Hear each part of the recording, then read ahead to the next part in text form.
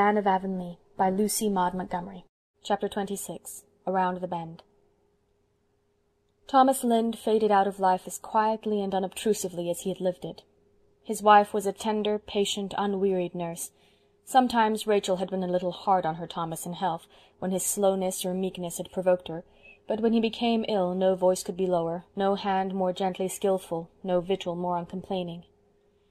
"You've been a good wife to me, Rachel," he once said simply when she was sitting by him in the dusk, holding his thin, blanched old hand in her work-hardened one. "A good wife. I'm sorry I ain't leaving you better off, but the children will look after you. They're all smart, capable children, just like their mother. A good mother. A good woman." He had fallen asleep then, and the next morning, just as the white dawn was creeping up over the pointed firs in the hollow, Marilla went softly into the east gable and wakened Anne. "Anne, Thomas Lynde is gone. Their hired boy just brought the word. I'm going right down to Rachel." On the day after Thomas Lynde's funeral, Marilla went about Green Gables with a strangely preoccupied air. Occasionally she looked at Anne, seemed on the point of saying something, then shook her head and buttoned up her mouth. After tea she went down to see Mrs. Rachel, and when she returned she went to the east gable where Anne was correcting school exercises. "How is Mrs. Lynde tonight?" asked the latter. "She's feeling calmer and more composed," answered Marilla, sitting down on Anne's bed, a proceeding which betokened some unusual mental excitement, for in Marilla's code of household ethics to sit on a bed after it was made up was an unpardonable offense. "But she's very lonely. Eliza had to go home today. Her son isn't well, and she felt she couldn't stay any longer."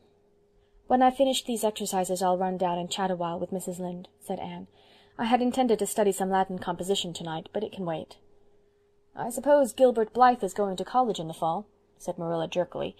"How would you like to go too, Anne?" Anne looked up in astonishment. "I would like it, of course, Marilla, but it isn't possible."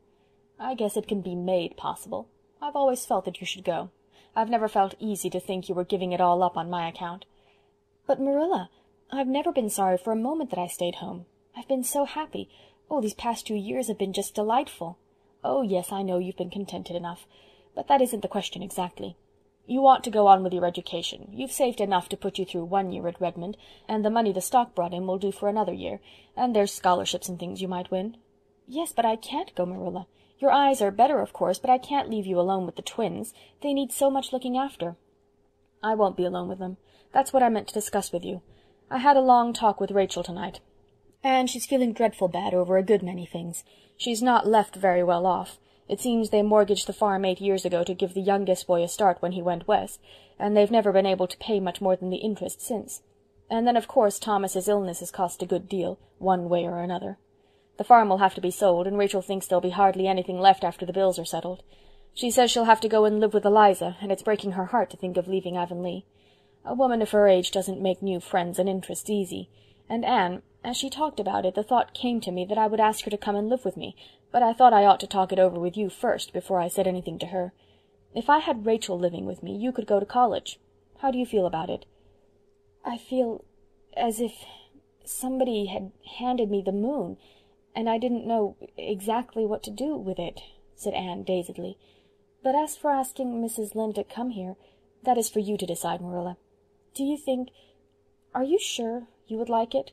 Mrs. Lynde is a good woman and a kind neighbor, but— But she's got her faults, you mean to say. Well, she has, of course, but I think I'd rather put up with worse faults than see Rachel go away from Avonlea. I'd miss her terrible. She's the only close friend I've got here, and I'd be lost without her. We've been neighbors for 45 years, and we've never had a quarrel, though we came rather near it that time you flew at Mrs. Rachel for calling you homely and red-haired. Do you remember, Anne?" "I should think I do," said Anne ruefully. "People don't forget things like that. How I hated poor Mrs. Rachel at that moment. And then that apology you made her. Well, you were a handful in all conscience, Anne. I did feel so puzzled and bewildered how to manage you. Matthew understood you better." "Matthew understood everything," said Anne softly, as she always spoke of him. "Well, I think it could be managed so that Rachel and I wouldn't clash at all. It always seemed to me that the reason 2 women can't get along in one house is that they try to share the same kitchen and get in each other's way. Now, if Rachel came here, she could have the north gable for her bedroom, and the spare room for a kitchen as well as not, for we don't really need a spare room at all. She could put her stove there and what furniture she wanted to keep, and be real comfortable and independent. She'll have enough to live on, of course. Her children'll see to that. So all I'd be giving her would be house room. Yes, Anne, as far as I'm concerned, I'd like it." "Then ask her," said Anne promptly. "I'd be very sorry myself to see Mrs. Rachel go away." "And if she comes," continued Marilla, "you can go to college as well as not. She'll be company for me, and she'll do for the twins what I can't do, so there's no reason in the world why you shouldn't go." Anne had a long meditation at her window that night. Joy and regret struggled together in her heart. She had come at last, suddenly and unexpectedly, to the bend in the road, and college was around it, with 100 rainbow hopes and visions. But Anne realized as well that when she rounded that curve she must leave many sweet things behind, all the little simple duties and interests which had grown so dear to her in the last 2 years, and which she had glorified into beauty and delight by the enthusiasm she had put into them. She must give up her school, and she loved every one of her pupils, even the stupid and naughty ones. The mere thought of Paul Irving made her wonder if Redmond were such a name to conjure with after all. "I've put out a lot of little roots these 2 years," Anne told the moon, "and when I'm pulled up they're going to hurt a great deal. But it's best to go, I think, and as Marilla says, there's no good reason why I shouldn't. I must get out all my ambitions and dust them." Anne sent in her resignation the next day, and Mrs. Rachel, after a heart-to-heart talk with Marilla, gratefully accepted the offer of a home at Green Gables. She elected to remain in her own house for the summer, however. The farm was not to be sold until the fall, and there were many arrangements to be made. "I certainly never thought of living as far off the road as Green Gables," sighed Mrs. Rachel to herself. "But really, Green Gables doesn't seem as out of the world as it used to do. Anne has lots of company, and the twins make it real lively. And anyhow, I'd rather live at the bottom of a well than leave Avonlea." These 2 decisions being noised abroad speedily ousted the arrival of Mrs. Harrison in popular gossip. Sage heads were shaken over Marilla Cuthbert's rash step in asking Mrs. Rachel to live with her. People opined that they wouldn't get on together. They were both too fond of their own way, and many doleful predictions were made, none of which disturbed the parties in question at all. They had come to a clear and distinct understanding of the respective duties and rights of their new arrangements, and meant to abide by them. "I won't meddle with you, nor you with me," Mrs. Rachel had said decisively, "and as for the twins, I'll be glad to do all I can for them, but I won't undertake to answer Davy's questions, that's what. I'm not an encyclopedia, neither am I a Philadelphia lawyer. You'll miss Anne for that." "Sometimes Anne's answers were about as queer as Davy's questions," said Marilla dryly. "The twins will miss her, and no mistake, but her future can't be sacrificed to Davy's thirst for information. When he asks questions I can't answer, I'll just tell him children should be seen and not heard. That was how I was brought up, and I don't know but what it was just as good a way as all these new-fangled notions for training children." "Well, Anne's methods seem to have worked fairly well with Davy," said Mrs. Lynde smilingly. "He is a reformed character, that's what." "He isn't a bad little soul," conceded Marilla. "I never expected to get as fond of those children as I have. Davy gets round you somehow, and Dora is a lovely child, although she is kind of monotonous." "Exactly," supplied Mrs. Rachel. "Like a book where every page is the same, that's what. Dora will make a good, reliable woman, but she'll never set the pond on fire. Well, that sort of folks are comfortable to have around, even if they're not as interesting as the other kind." Gilbert Blythe was probably the only person to whom the news of Anne's resignation brought unmixed pleasure. Her pupils looked upon it as a sheer catastrophe. Annetta Bell had hysterics when she went home. Anthony Pye fought 2 pitched and unprovoked battles with other boys by way of relieving his feelings. Barbara Shaw cried all night. Paul Irving defiantly told his grandmother that she needn't expect him to eat any porridge for a week. "I can't do it, Grandma," he said. "I don't really know if I can eat anything. I feel as if there was a dreadful lump in my throat. I'd have cried coming home from school if Jake Donnell hadn't been watching me. I believe I will cry after I go to bed. It wouldn't show on my eyes tomorrow, would it? And it would be such a relief. But anyway, I can't eat porridge. I'm going to need all my strength of mind to bear up against this, Grandma, and I won't have any left to grapple with porridge. Oh, Grandma, I don't know what I'll do when my beautiful teacher goes away. Milty Boulter says he bets Jane Andrews will get the school. I suppose Miss Andrews is very nice, but I know she won't understand things like Miss Shirley." Diana also took a very pessimistic view of affairs. "It'll be horribly lonesome here next winter," she mourned one twilight when the moonlight was raining airy silver through the cherry boughs and filling the east gable with a soft, dreamlike radiance in which the 2 girls sat and talked, Anne on her low rocker by the window, Diana sitting Turk-fashion on the bed. "You and Gilbert will be gone, and the Allans, too. They're going to call Mr. Allan to Charlottetown, and of course he'll accept. It's too mean. We'll be vacant all winter, I suppose, and have to listen to a long string of candidates, and half of them won't be any good." "I hope they won't call Mr. Baxter from East Grafton here, anyhow," said Anne decidedly. "He wants the call, but he does preach such gloomy sermons. Mr. Bell says he's a minister of the old school, but Mrs. Lynde says there's nothing whatever the matter with him but indigestion. His wife isn't a very good cook, it seems, and Mrs. Lynde says that when a man has to eat sour bread 2 weeks out of 3, his theology is bound to get a kink in it somewhere. Mrs. Allan feels very badly about going away. She says everybody has been so kind to her since she came here as a bride that she feels as if she were leaving lifelong friends. And then there's the baby's grave, you know. She says she doesn't see how she can go away and leave that. It was such a little mite of a thing, and only 3 months old, and she says she is afraid it will miss its mother, although she knows better and wouldn't say so to Mr. Allan for anything. She says she has slipped through the birch grove back of the manse nearly every night to the graveyard and sung a little lullaby to it.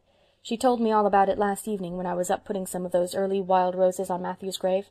I promised her that as long as I was in Avonlea I would put flowers on the baby's grave, and when I was away I felt sure that I would do it too, supplied Diana heartily. Of course I will, and I'll put them on Matthew's grave too, for your sake, Anne.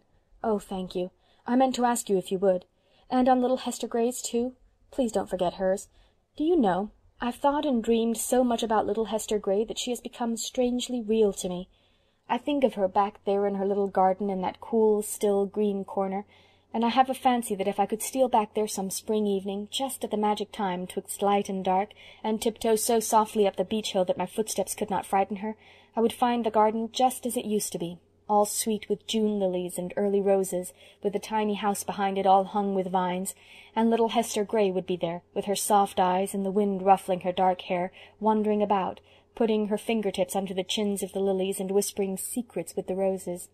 And I would go forward, oh, so softly, and hold out my hands and say to her, "Little Hester Gray, won't you let me be your playmate, for I love the roses too?" And we would sit down on the old bench and talk a little and dream a little, or just be beautifully silent together. And then the moon would rise, and I would look around me, and there would be no Hester Gray, and no little vine-hung house, and no roses, only an old waste garden starred with June lilies amid the grasses, and the wind sighing oh so sorrowfully in the cherry trees, and I would not know whether it had been real or if I had just imagined it all. Diana crawled up and got her back against the headboard of the bed.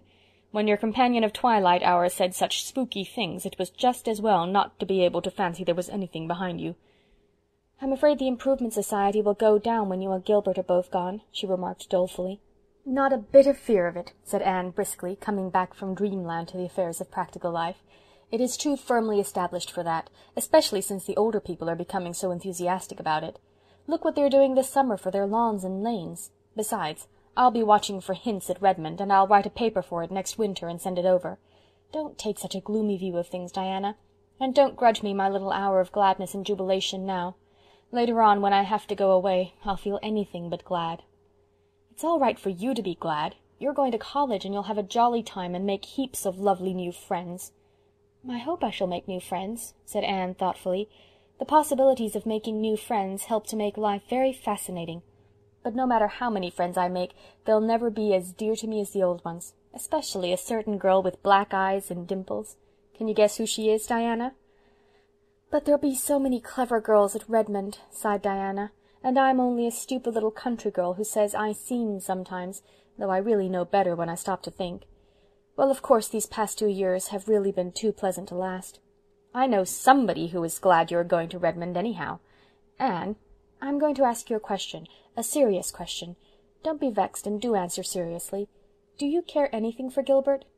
"Ever so much as a friend, and not a bit in the way you mean," said Anne calmly and decidedly. She also thought she was speaking sincerely. Diana sighed. She wished, somehow, that Anne had answered differently. "Don't you mean ever to be married, Anne?" "Perhaps. Some day, when I meet the right one," said Anne, smiling dreamily up at the moonlight. "But how can you be sure when you do meet the right one?" persisted Diana. "Oh, I should know him. Something would tell me. You know what my ideal is, Diana." "But people's ideals change sometimes." "Mine won't, and I couldn't care for any man who didn't fulfill it." "But if you never meet him?" "Then I shall die an old maid," was the cheerful response. "I dare say it isn't the hardest death by any means." "Oh, I suppose the dying would be easy enough. It's the living an old maid I shouldn't like," said Diana, with no intention of being humorous. "Although I wouldn't mind being an old maid very much if I could be one like Miss Lavendar. But I never could be. When I'm 45 I'll be horribly fat, and while there might be some romance about a thin old maid, there couldn't possibly be any about a fat one. Oh, mind you, Nelson Atkins proposed to Ruby Gillis 3 weeks ago. Ruby told me all about it. She says she never had any intention of taking him, because anyone who married him will have to go in with the old folks, but Ruby says that he made such a perfectly beautiful and romantic proposal that it simply swept her off her feet.